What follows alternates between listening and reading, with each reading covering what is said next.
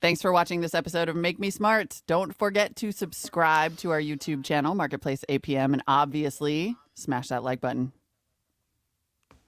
You say it like it's a threat. Smash it. Smash it. Smash the like button. Smash the like button. Or else I will come through this webcam. I'll come at you like a spider monkey. Oh, look, and we are saved by the music. Once again. Hi, everybody. I'm Kyle Ryssdal. I'm Molly Wood. I could have done that all day. I don't even know what a spider monkey is saying. This is, of course, Make Me Smart. It's our podcast. It's a thing we do.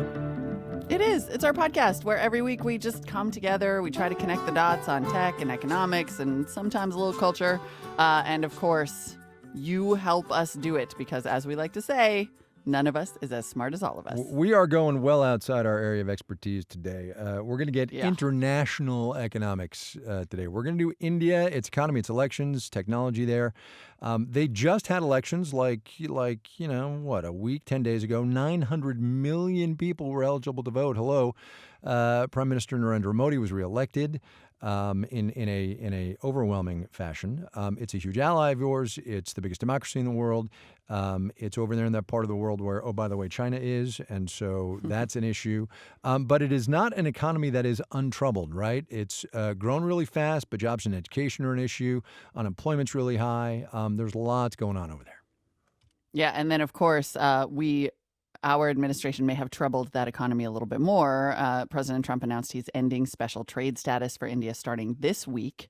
So that affects billions of dollars of Indian goods that have been coming into the U.S. duty-free. And then, of course, there's my beat, the tech side of things, which encompasses a whole bunch of topics in India, not least of which is, of course, that India has long provided tech talent, customer service, lots of startup CEOs in the United States and Silicon Valley. And then, of course, as a market, it's long been coveted because of those 900 million people that Kai mentioned. And also, as that kind of Chinese curtain slams down, it's a pretty crucial player for lots of these American companies who are hoping to grow. So that's why we care. And on top of that, not only is it super interesting and relevant, we have the best expert to talk to, our BBC colleague, Anand. She's based in London. She hosts our first newscast of the Marketplace Morning Report. And she just finished a reporting trip to India where she also lived and worked in the past. And she's going to tell us what is what. Hey, Anu. Hey, Molly. So how long were you on the ground over there? It was 10 days, 2 weeks, right? So we were there for about 2 weeks, but, I've spent about, a large chunk of the last 20 years going to and from India, living in India, lived there for 6 years in a row, but lived there before that. So I was there before it opened up to the rest of the world economically. I've been there through all the crazy changes. And this election was fascinating. Set that up for us for people who weren't necessarily following it. Why was it fascinating and what were the stakes? So, Molly, you guys have sort of, set it up. India is a huge market. Just to give you an idea, it's a third the size of the U.S. in terms of the space, but with 3 times the people, right? So you've got cheek by jowl, the world's wealthiest people, the world's poorest people. You've got some of the smartest people in the world. Like you're saying, Silicon Valley is filled with some of the most highly educated, innovative Indians. But you've also got, this vast population of semi-literate, illiterate people who work for $1, $2 a day. And the rate of change has just been extraordinary. I mean, my grandparents lived through India becoming independent. My parents lived through the 60s and 70s where India was trying to establish its identity and its economic identity. And I've gone back and forth to India since the late 1990s when finally it opened up to the rest of the world. So it went from a place where there were 1 or 2 kinds of cars, all Indian made. There were, the state the government controlled telephone lines. So you had to wait 8 months before you could get one. It controlled utilities. When I first moved to India in 96, I couldn't get a telephone line. I had to buy a gas cylinder to do my cooking on the black market. So everything was state controlled.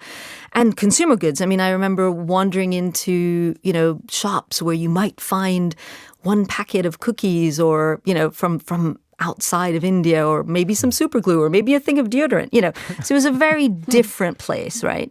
And I remember in 1997 in Delhi when, the first Italian restaurant opened, could suddenly, Italian meats and cheeses could come in. And of course, today, India, Delhi, it's bursting with international brands. It's bursting with companies. So the rate of change just over the last 20 years has been extraordinary. And then the political change in this election, Narendra Modi is kind of the culmination of both an economic aspiration, but also a Hindu identity aspiration.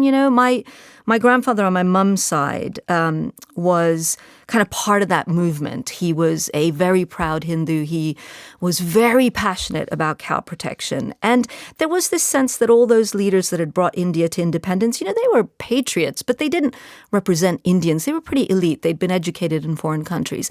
And so Narendra Modi is a very different kind of leader. And in this election, not only did he win last time, and that was pretty unprecedented, but this time the scale of the win seems to cement, the fact that people want economic reform. We can talk more about that. They want different kinds of economic reform, depends on who you ask. But also they want to assert this identity that we are a nation that is majority Hindu, that we have that identity. It's a key part of our identity.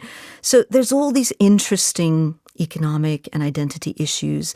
And yeah, I think people were pretty surprised, not that he won, but by the scale of his victory. And I think that tells you a lot as well about, his strengths and perceived weaknesses as well. So give us the economic snapshot then, right? It's a growing economy, but with some cracks and fissures, if you will. Oh, yeah. Yeah, absolutely, Kai. It's, 1.3 billion people. The tech sector used to represent about 2% of the economy. Now it's maybe 7%. So, when you see those headlines about India's growing economy, what you're looking at is a very small slice of the pie. If you look at the country as a whole, you've got 1 million people coming of age every month. So over a year, you're talking about 8 million new jobs that you need. 8 million new jobs just to absorb the incoming workforce. 80% of the workforce is in what we call the informal sector. So there's no contracts. There's no minimum wage, no protections that go along with it. These are agricultural laborers, domestic workers, people who don't exist on paper.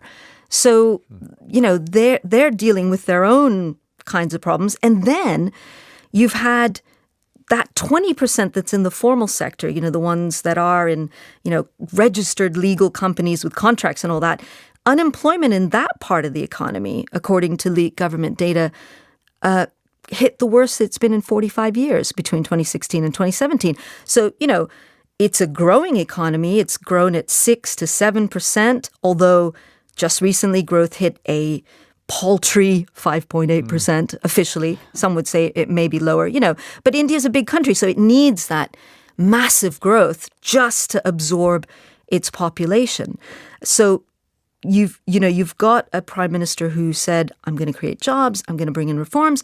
He's had a mixed record. He's done some really amazing things and some things have gone very badly.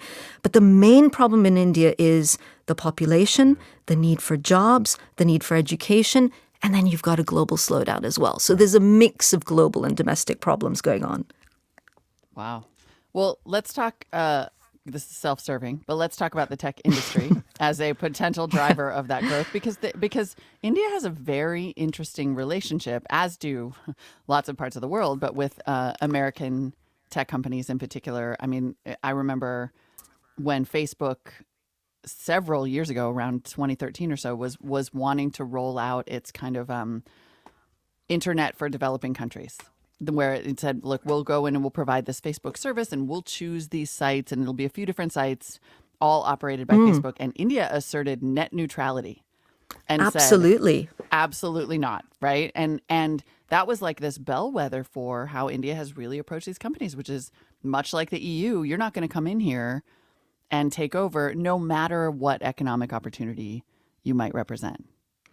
Yeah, and I think the tech sector is interesting because it represents that push and pull between India wanting to open up, wanting to engage with the rest of the world, wanting to grow, wanting foreign direct investment from, big outside companies, but also needing to protect its turf, it's a developing country. There are a lot of poor people. There's a lot of developing industry.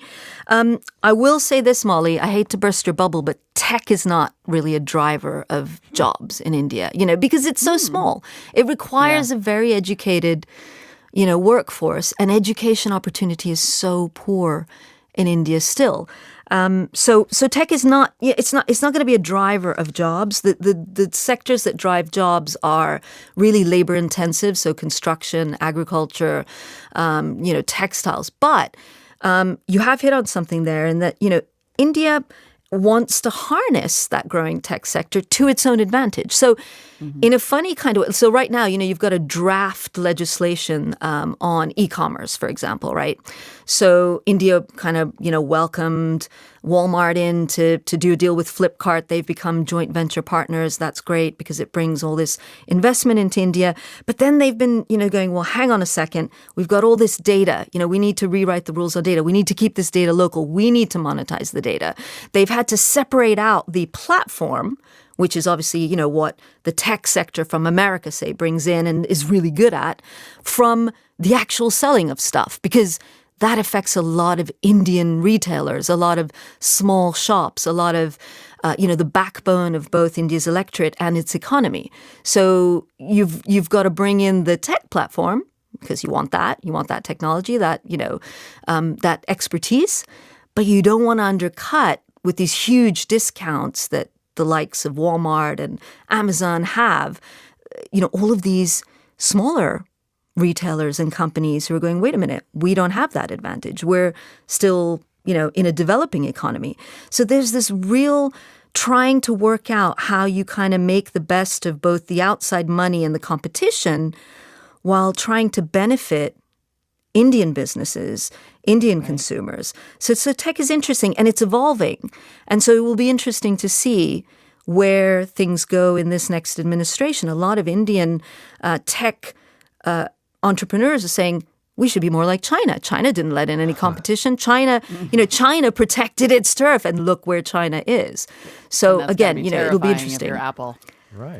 Right. Because you're already Right. thinking, I can't sell in China as well as Right. I used to be able to, and now India might close the doors too. But let's keep going with the China thing, right? Because if you take, let's set political systems aside here for just a second, right? And talk about velocity of development, size of the population, which lends itself to potential for economic growth. Are there parallels to be drawn between what has happened in China? I'm not saying China's, all that, but it's made amazing strides in the last generation. Are there parallels to be drawn, Anu, with India? Well, I think there's a real debate within India. On the one hand, there's a real pride that this is the world's largest democracy, that it holds a peaceful election. 900 million eligible voters can have their say. So that's wonderful.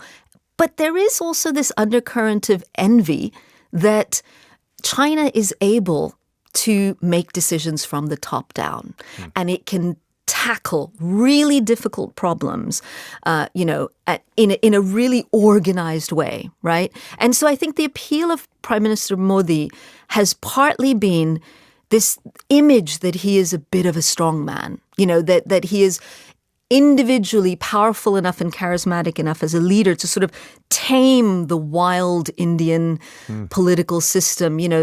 Someone once said that India needs a treaty with itself because, before 1947, before it got independence, India was a collection of princely states and, all these small communities. I mean, the British sort of gave it some order, but it's got 16 languages. It's got so many different religions and identities. And so, there's both this sort of celebration of that diversity, but also this yearning that somebody needs to come and put, some kind of order to this.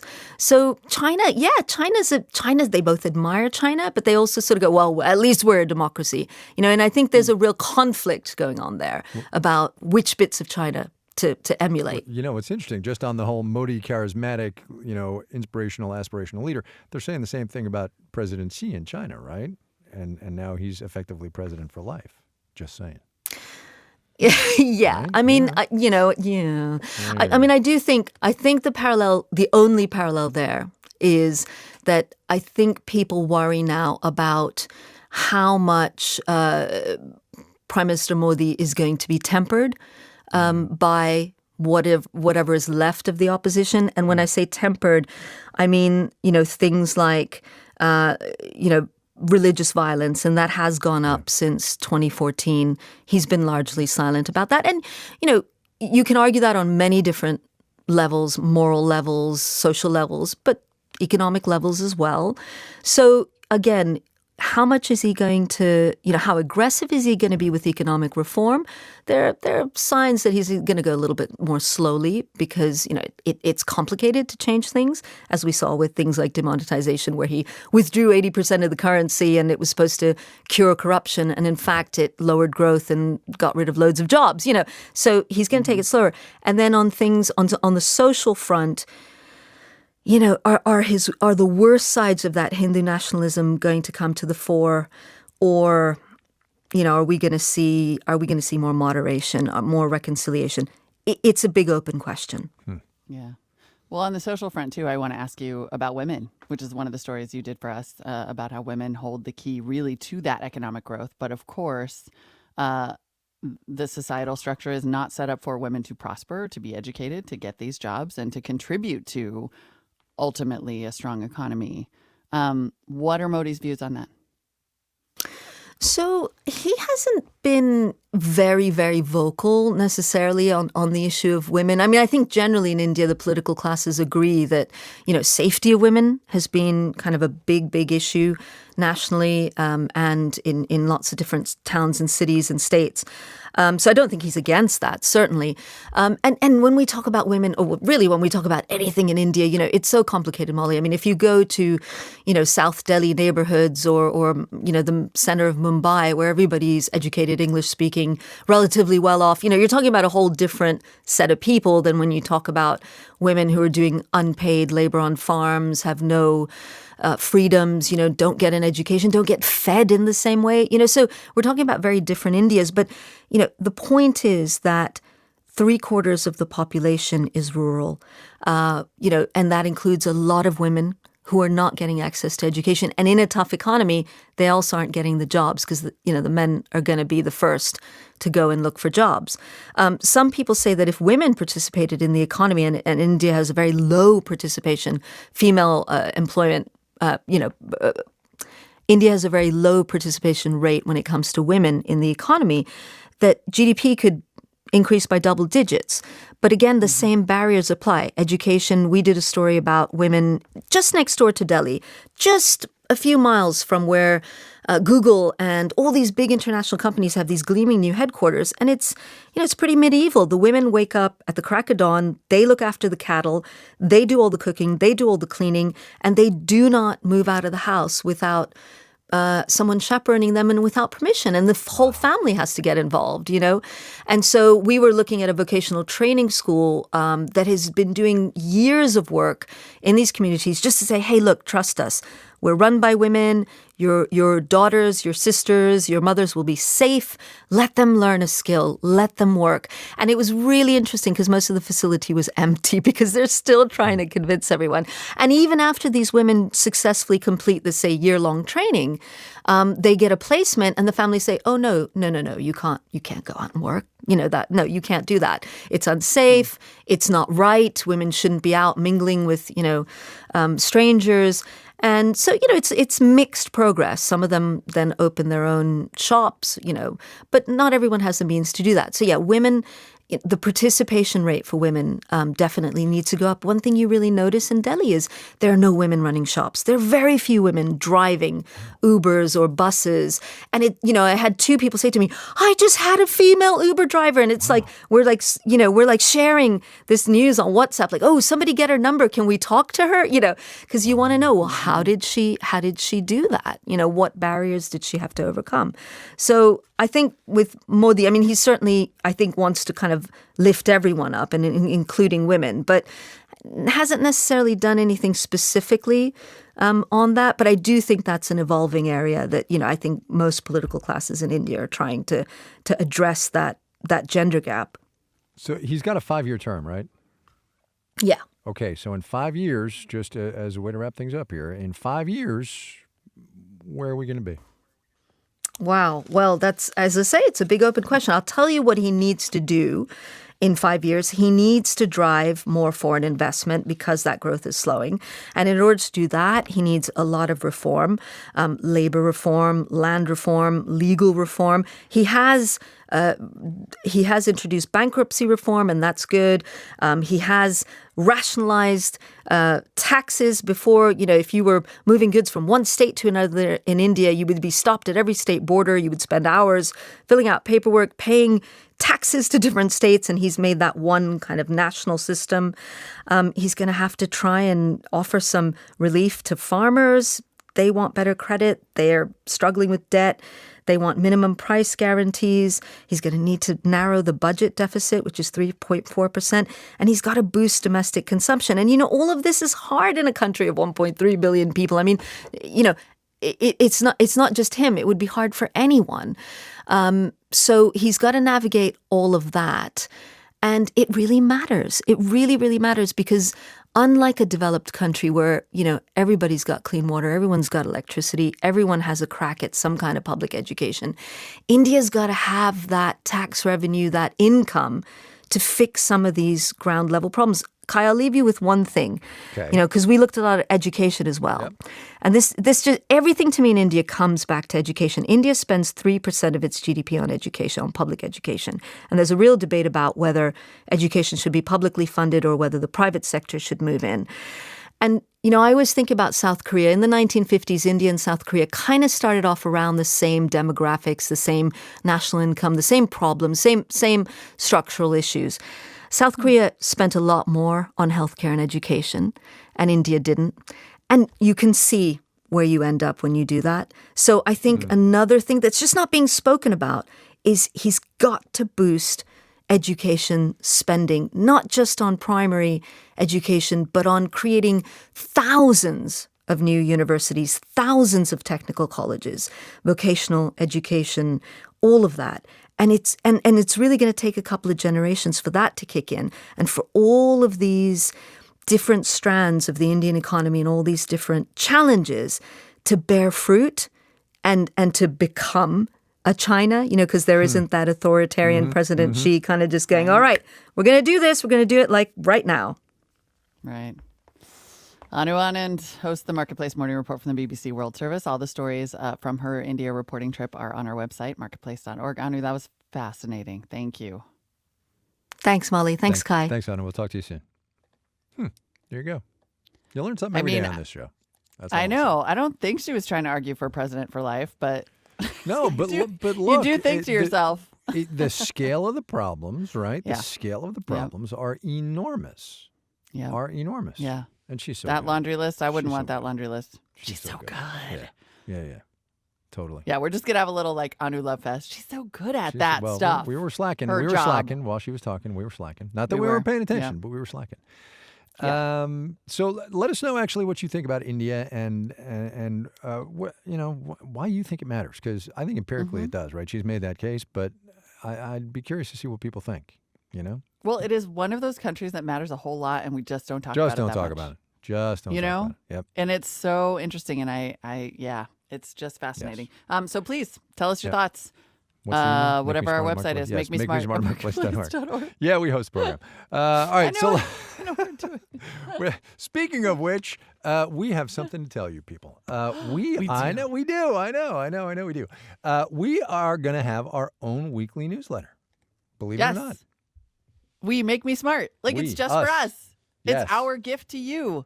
It's actually, I'm very excited about this. It's launching this Friday. The idea is it's just going to be like a nice little compendium of ways to get smart about the news of the week. So it's not going to be based on our episodes, and will not repeat that's an much important point. that you've already heard. Yeah. It's new, cool stuff that you can understand better or learn about. It has awesome little weirdo nuggets. It's just... Cool.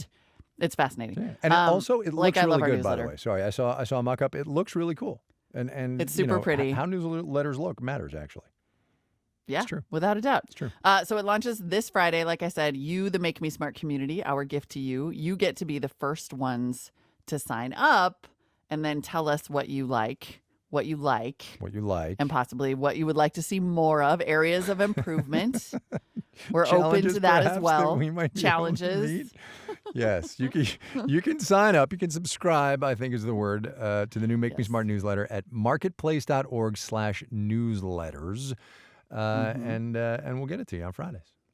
I think there might even be more there, but you should just get the Make Me Smart one because it's going to be so good. Marketplace.org/newsletters. All right, we are going to take a quick break during which I'm going to uncover what my news fix is going to be. I was going to bust you, but you just busted yourself. Molly Wood again, shirking her responsibility to the listening audience. We'll be right back. Bye. We'll be right back. Okay.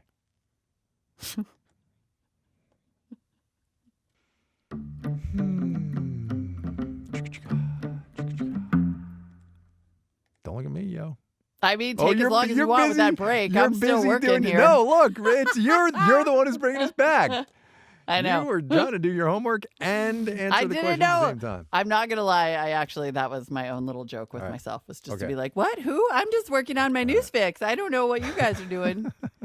All right, go ahead. A podcast? Since it's so fresh in your mind. It is fresh in my mind. I mean, look, I had to spend the whole... It's amazing how in some ways I'm so far away from my consumer technology roots, and then in other ways I'm like, I'm spending the whole day on WWDC. Yep. Yep.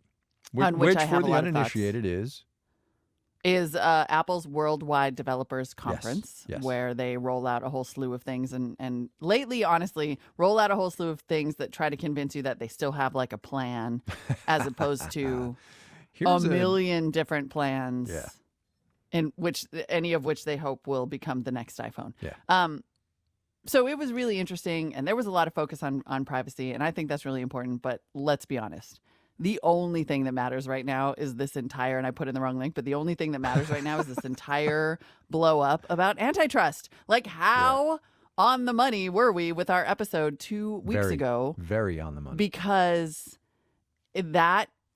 as much as we thought it might be federal privacy regulation, or it might have been about advertising, it might have been about this or that, it turns out that antitrust really is emerging as the tool that government regulators are likely to, and maybe even lawmakers are likely to use to come after these tech companies. And so yesterday, there was a bunch of news about how the Federal Trade Commission and the Justice Department are essentially divvying up jurisdiction about who's going to be able to take on these companies and how.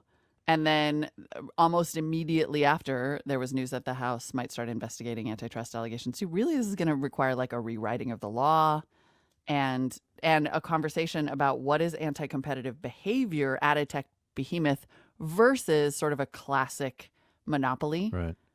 And you saw Tim Cook already, immediately in an interview after the keynote addresses yesterday, have to go on CBS News and say, we're not a monopoly. Which is what Mark Zuckerberg also said, right? Yeah. Mark Zuckerberg was like, oh, there's like 6 different ways to do social media. And I just think like that distinction, monopoly versus anti-competitive behemoth, is about to become a lot more legally interesting. So let me ask you, so the companies in question, just to make sure everybody's up to speed, are Facebook, Amazon, Google, and as of yesterday, in this mix is Apple. Yep. Do you believe that this divvying up of jurisdictions, as it were, presupposes action, or are they just kind of, do you think anything's going to happen is the question? I know. I mean, that is sort of the ongoing question.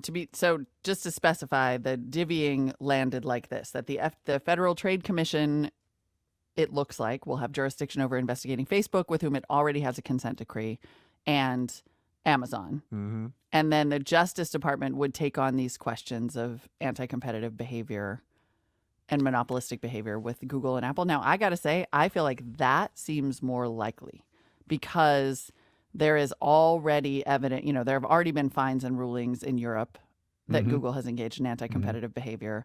It's been much closer to a monopoly in terms of search. And I think Apple, you could argue, has also, I said this on your show yesterday, but like everything that Microsoft got sued for in the 90s, Apple has done all along. They just weren't big enough for it to matter. So let's back up for a second to that Microsoft comparison, which you made on the air on Marketplace yesterday. And the thing you said, which caught me, was Microsoft lost a decade of innovation because, in essence, it was fighting all of this. Yeah.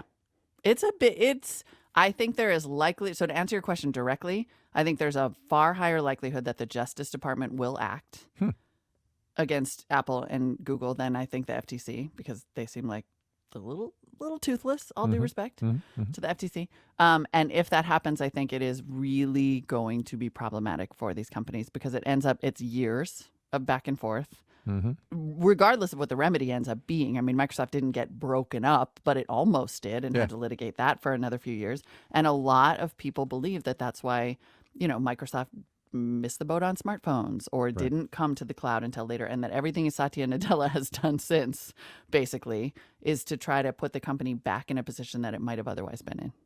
Fascinating. All right, we're going to see what happens.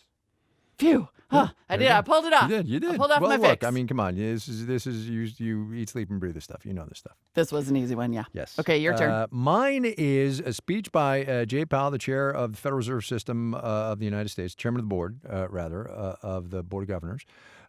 He gave a speech this morning in which he said, in essence, holy cow, this trade stuff is bad, and if it keeps being bad, the Fed's going to cut rates. And I mention that for two, maybe three reasons. Yeah.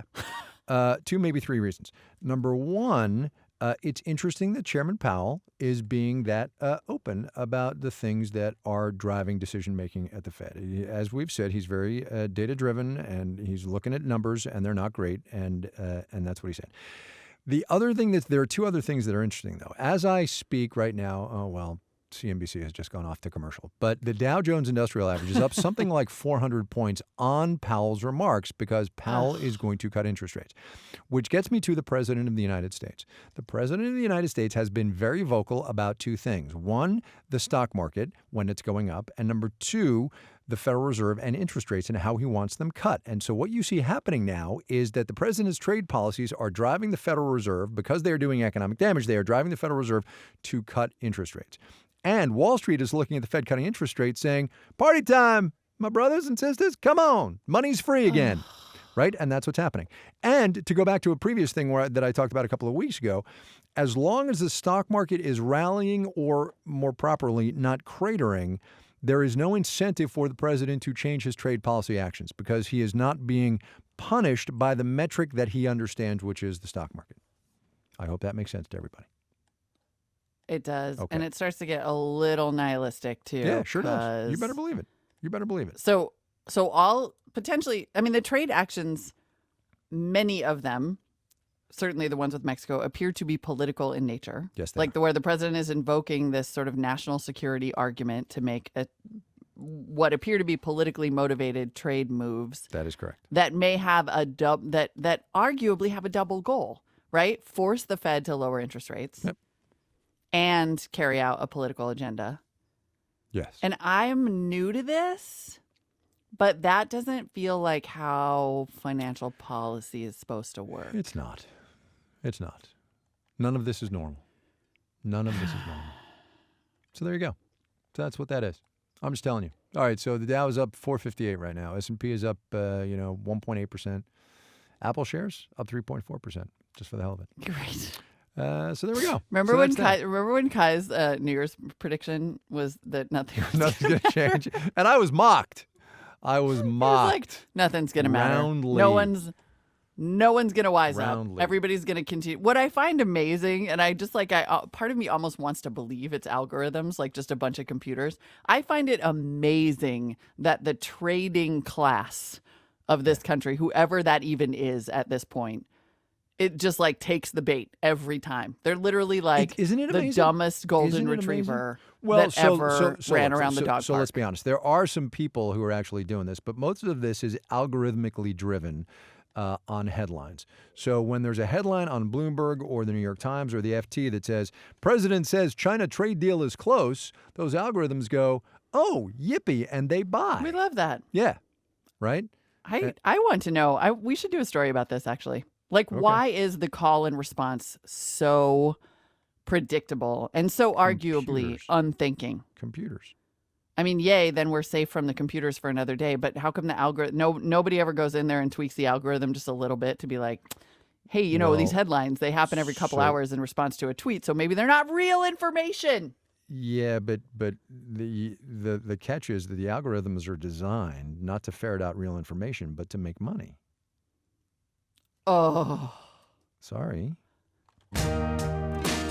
Oh, Hi, Kai well, and here we are Molly. again. This is Brent from Oh, Detroit. hey. This is Rebecca from Baltimore. It was great to hear comments on my question about GDPR. I wanted to put in my vote. I want to discuss a slightly different but maybe related thing. Amen, my brother. So here we go. Last week, we talked about the Iron Curtain possibly falling between U.S. and China on the whole Huawei thing and technology and what kind of a mess the globally integrated supply chain is going to be as you roll all that into the trade war.